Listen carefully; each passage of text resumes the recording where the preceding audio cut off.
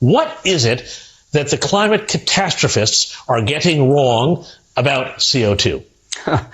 More CO2 is good for the world. It's not bad for the world. And so it's absurd to be trying to reduce CO2 with all the other problems, with the absurd projections of lower costs for renewable energy. It's clearly a lie. It's not true. And explain to us, how is, in your opinion, as a Princeton professor and climate scientist and physicist, how is CO2 good for the world?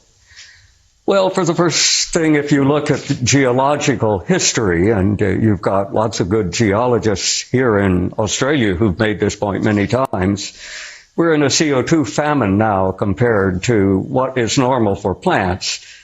And just about any plant, if you give it more CO2, and a lot more, it will do better.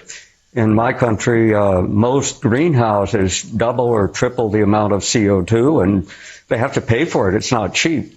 But it's worth investing in it because the plants grow so much better. The quality of the flowers and the fruits are so much better. And the situation is even better outside of greenhouses because in addition to the benefits you get in a greenhouse where you have plenty of water, you get resistance to drought. And that's particularly important in Australia, which has large areas that are quite arid. And if you look from satellites, Australia is a poster boy of greening of the entire world, especially Western Australia.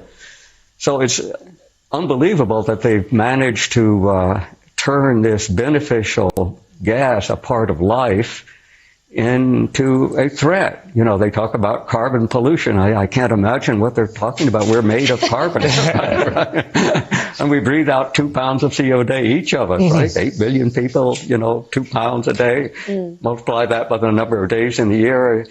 And in fact, many of them say, well, people are the real problem. It's not the CO2. We've got too many people. And really, we can't have more than 1 billion people in the world. So I look around in a room, they're not even the 7 out of 8 of us here on this show enough to reduce the population.